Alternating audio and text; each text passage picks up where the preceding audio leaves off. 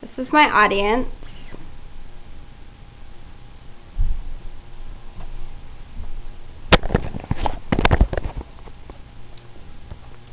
An excellent navigator and explorer was Christopher Columbus. Throughout his life, he made many voyages and discovered many lands unknown to Europeans.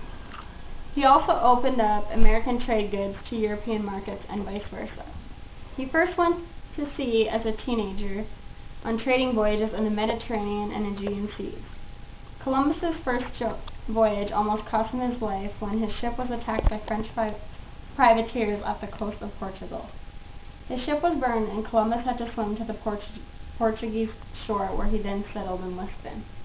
There he got married and had a son, Diego. Soon after the birth of his son, his wife died, and Columbus moved to Spain. Columbus participated in many other expeditions to Africa. This helped him become knowledgeable of the Atlantic currents flowing east and west from the Canary Islands. The trade routes through the Middle East were difficult and unsafe because of Muslim domination.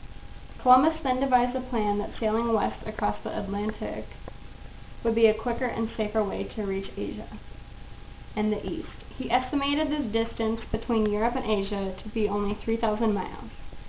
Columbus approached the King of Portugal with his plan and was rejected.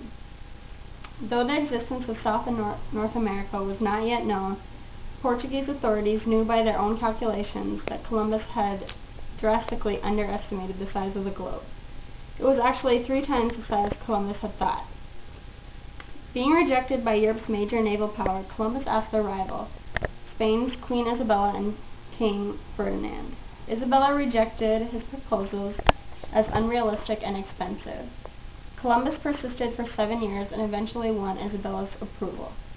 The Catholic sovereigns financed Columbus, offered him title of the lands he claimed for Spain, and provided him with a modest fleet of 3 ships, the Nina and Pinta, 2 caravels, and the Santa Maria, a square-rigged vessel. This is a picture of what his ships looked like.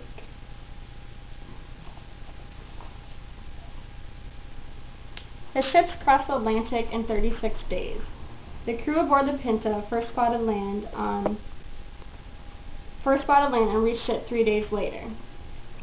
Columbus did not realize that he had arrived in lands unknown to Europeans. He claimed to have reached Asia, but was actually on an island in the Bahamas, claiming it for Spain.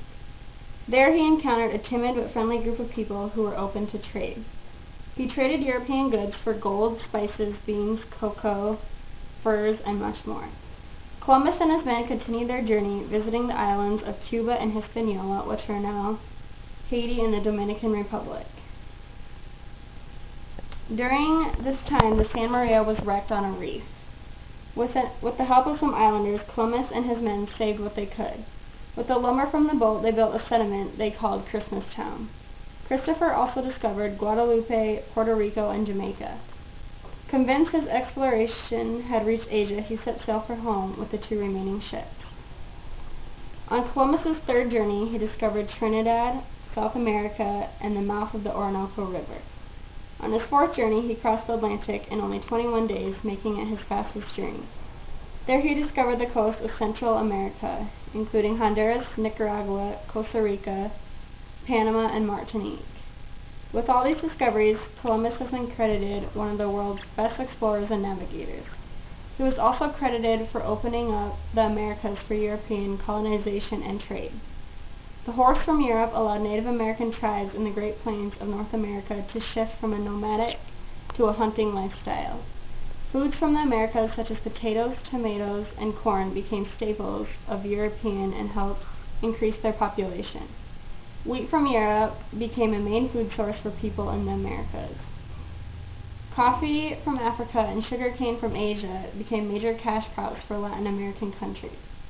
Before Columbus, Europeans believed there were only 3 continents: Europe, Asia, and Africa. They also thought the Atlantic Ocean was the only ocean. The United States honors him with parades and a national holiday, Columbus Day. Columbus, Ohio was also named after him. Spain and South America celebrate Christopher's accomplishments on October 12th. Spain calls it National Day, and some South American cities placed flowers around his statues.